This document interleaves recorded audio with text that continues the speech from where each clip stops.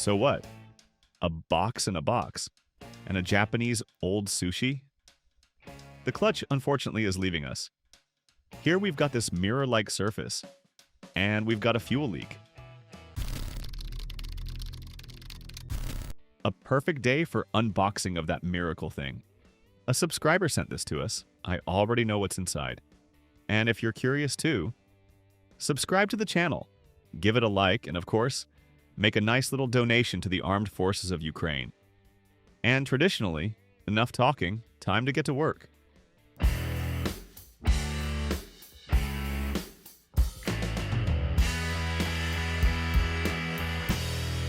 Where did this miracle come to us from? Can't see a thing. Blind as a bat. Well, it came from somewhere. Well, good enough. Little presents arrived, so what is it? A box in a box. And inside we've got, oh, a miracle. An AF55? That's the engine from a Honda Zoomer Ruckus and some Dio. So what's nice here? A gasket. Not bad. An original head gasket. And here we've also got, somewhere here should be a carburetor. Carburetor, that's probably you. Hello, carburetor. I think we'll start with it. So if you're interested, let's go. They sent it to us for a rebuild because the owner bought it and wants it all running nicely. Here's our carburetor. To say it's dirty is an understatement. But what can you do? We have to get inside. Seems like it's still original here, which is nice. The main thing is that it hasn't corroded solid, so we can still take it apart. Here's the air sensor, because this thing is smart already. You know, here's the throttle, so now I'll take it apart, and if I find anything interesting, I'll jump back in and show you.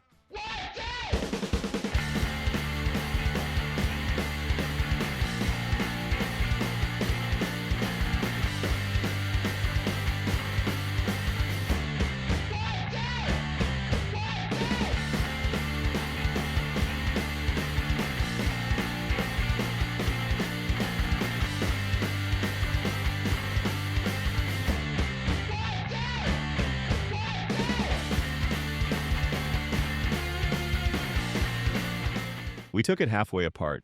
We've got a problem. This bolt won't come loose. And here it's rusted. Not sure yet. Still thinking how to deal with it. Right now, our task is to rebuild that engine. And the task is to clean everything as much as possible. I already went over it with a Dremel. Looks like it's working. So I'm diving into that tedious cleaning process, and you enjoy watching what comes out of it. I'm curious myself. So let's go.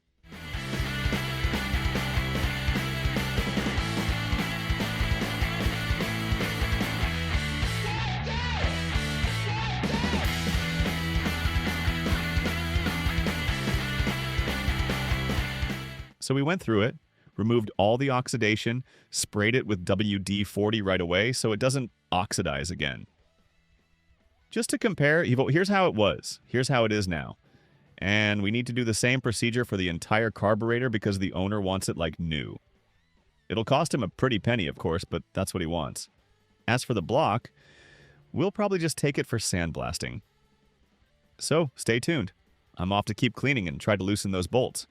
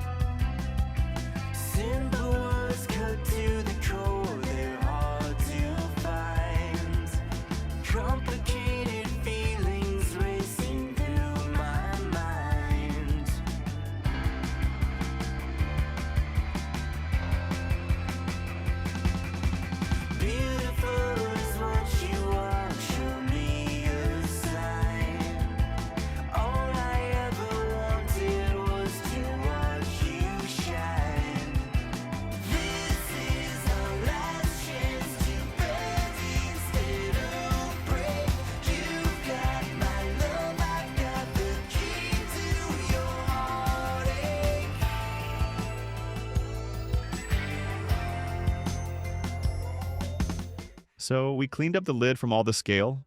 Looks like new. The carburetor too. Now you can read that it's NVCKX. And in the same spirit, we'll clean up the rest. It'll be great. The diaphragm is fine. Unfortunately, the float is done for. It's worn out. Where's that?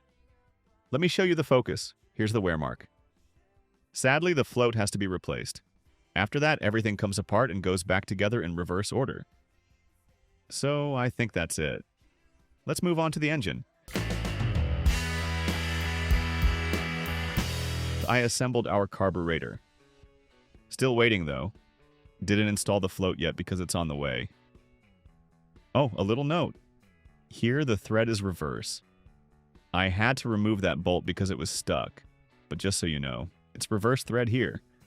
Don't try to screw a regular one in or you'll strip the thread. So we'll deal with that later. And next up, this Japanese old sushi. That engine is so salty there's nowhere left to go. You can't even see if it's aluminum or what. So let's check it out. Hopefully it's better inside than outside, but first, as usual, we'll check the compression and see what we've got.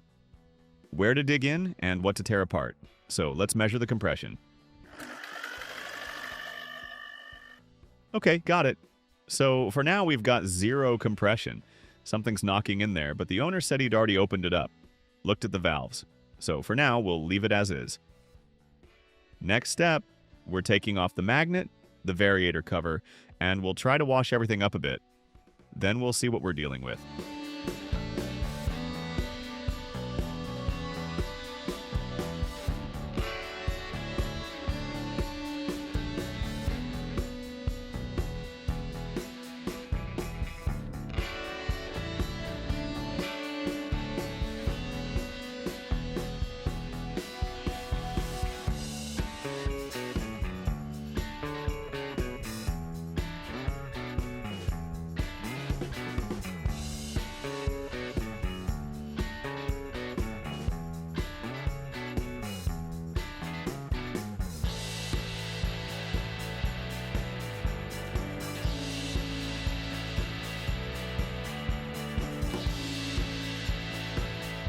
We tore apart our engine.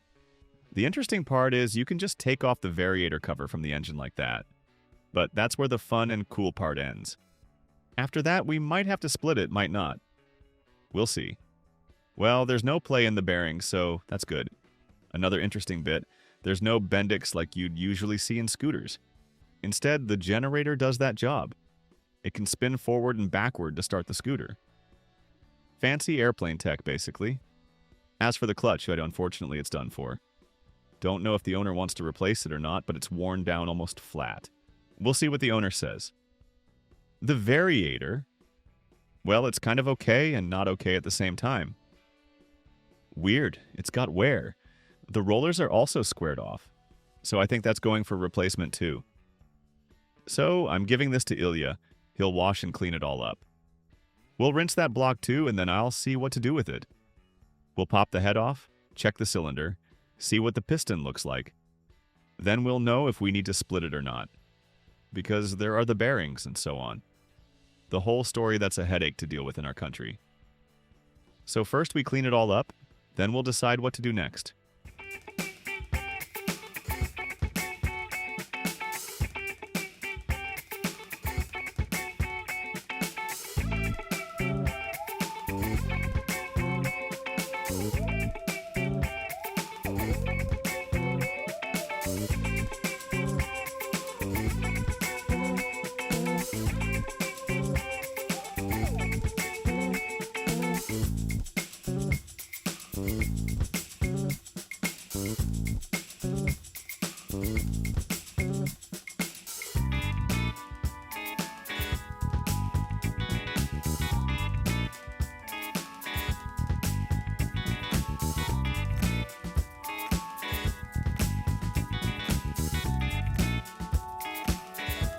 We tore down our engine.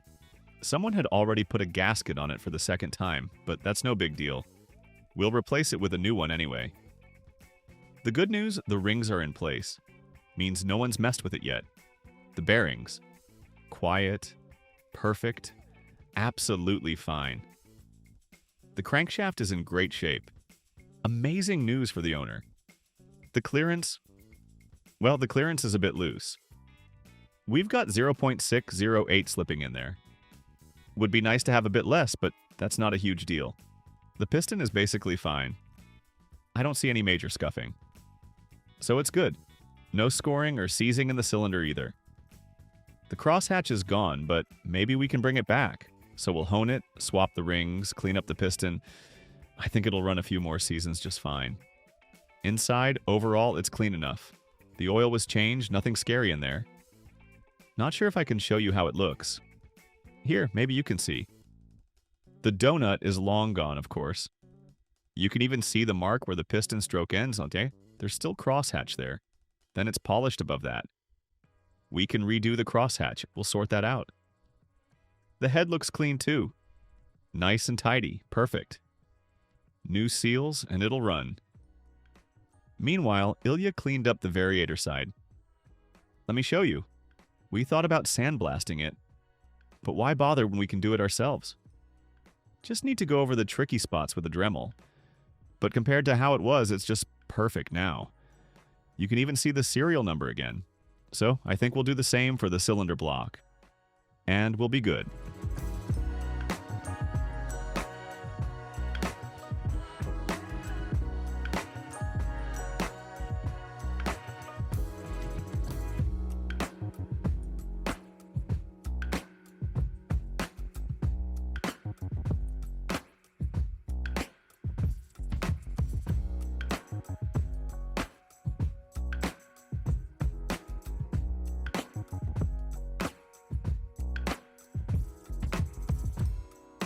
A bit of drilling, a bit of Dremel, and our aluminum is back.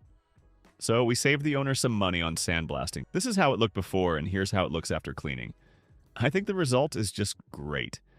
Now we'll wash the water pump the same way, and the whole engine too. So that's where we're at. Let's keep going.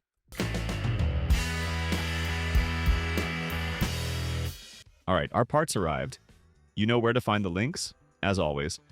We got a variator, a timing chain, a piston kit, valve stem seals, valves, a gasket, crankshaft seals, new clutch shoes and rollers. All good and nice, but for now we only need the valves because we're about to lap and reassemble the head. That's what we're doing now. Take out the old seals, mind the little washers underneath, don't lose them. Then you'll need valve grinding paste, and the valves themselves. So let's lap them in and put the head back together. Enjoy watching. I'll get to work.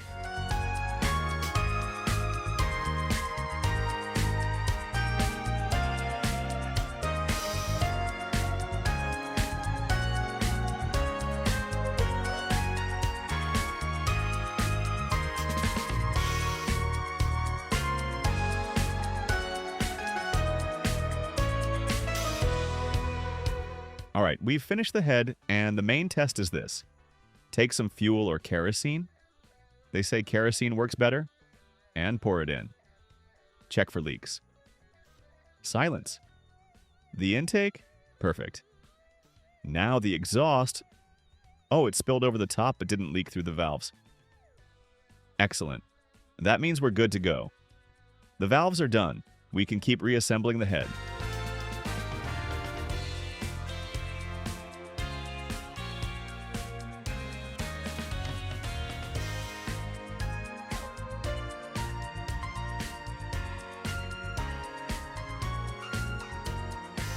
All right, we've assembled the cylinder head. We almost dropped in the camshaft. The only thing, make sure the oil channel goes this way and that way. This is the intake side. It must line up with the hole so oil gets to the head. Don't mix these details up because if you do, you'll get oil starvation and your head will die. So watch that this bar lines up with the oil hole so oil flows. And we move on. Next step, we've got this mirror-like cylinder wall, so we're going to lightly hone it. Here's our little tool. It goes inside and we'll gently run it with a bit of oil to scuff and smooth the surface. Add a bit of crosshatch. But don't overdo it. Slow and gentle, keep it turning, add oil. Just break the glaze and straighten it out, then we'll measure the piston rings and piston.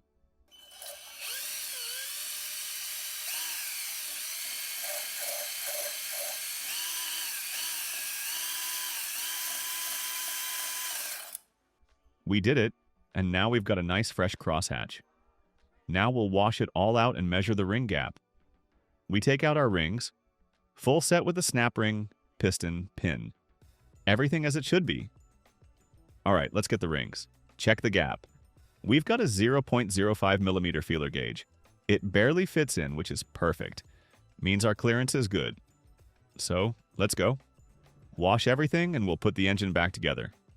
I'll stop at any details as usual and explain.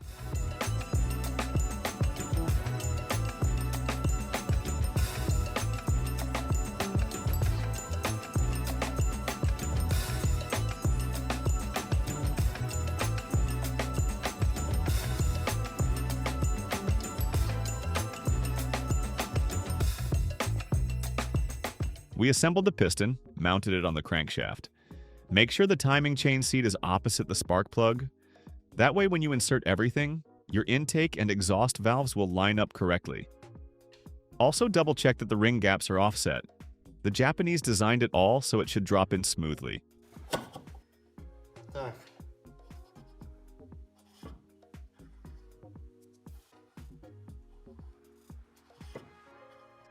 It's tapered just right, so it fits nicely. My guide slipped a bit here. Keep an eye on them. They're not fixed, but they should stay straight.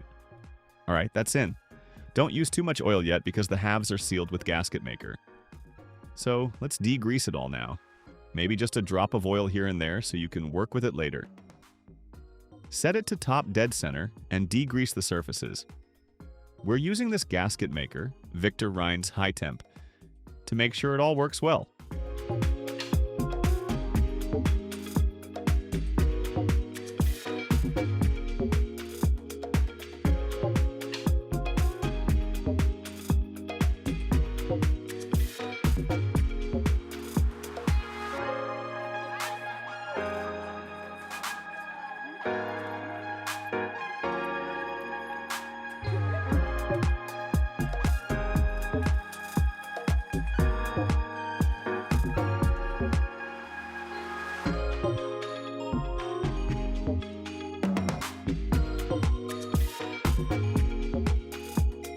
We assembled the engine, sealed it up. Perfect. Didn't have to wipe off too much sealant. Just a bit squeezed out, but that's fine. Now we need to degrease this middle part. Even though the gasket is new, we still degrease and add a bit of sealant so coolant doesn't leak into the combustion chamber. Then we'll adjust the timing chain, install the head, and finish up. So let's get to it.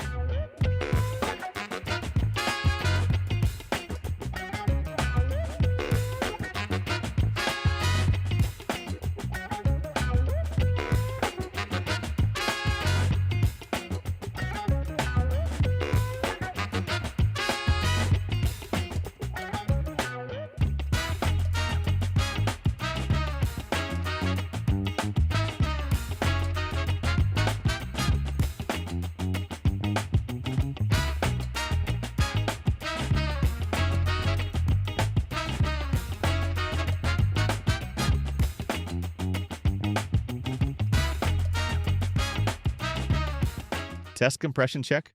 Let's see. I think we can get more. Let's try again. Okay, it jumps up to 12.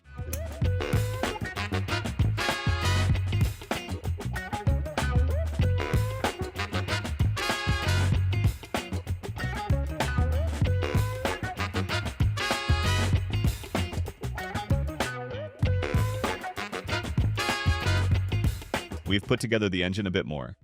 A note, this oil seal goes in the cover from the backside, so don't mess it up or you'll have to tear it apart again. The Woodruff key lines up with the arrow. The mark is here at perfect. All lines up. So we can keep assembling the engine.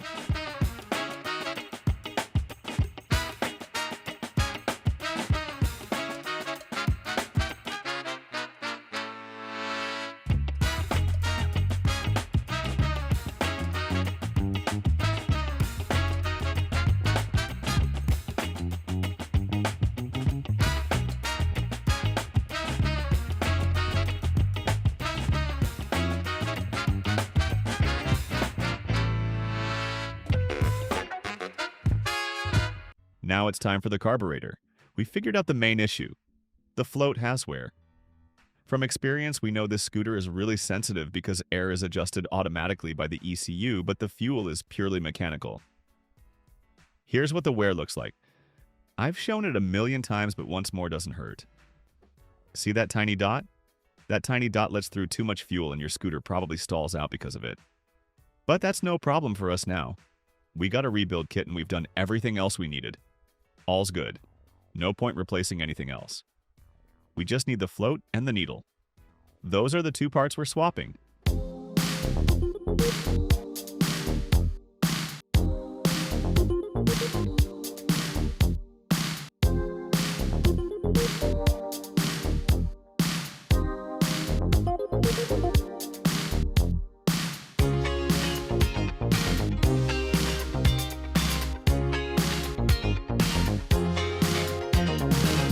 The main thing is to hook up the fuel line and check how the float works.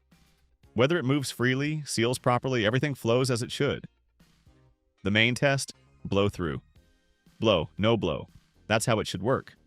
That's sorted. We're sending all the old parts back to the owner too. Maybe they'll come in handy for something else. Now let's deal with the clutch.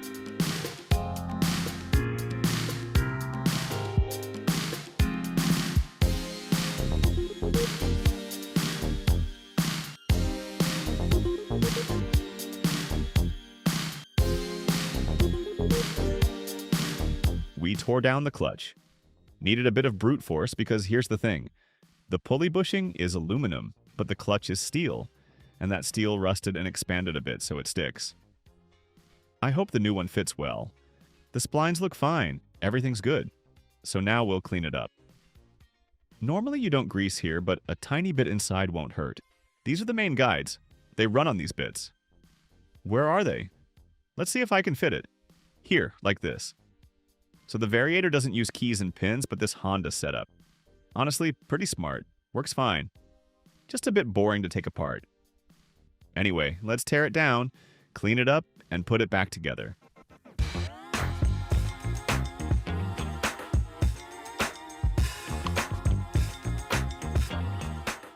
Whew, that clutch fought me, but it's done. Everything holds, moves nicely out of perfect. So, music to my ears, we can finish building the engine.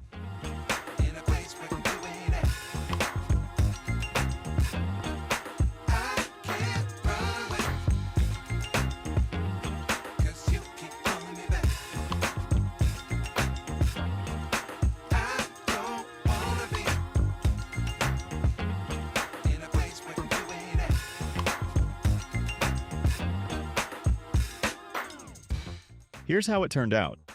We rebuilt everything, did the gearbox, changed the oil, did it all. Compression is back. Love to see it.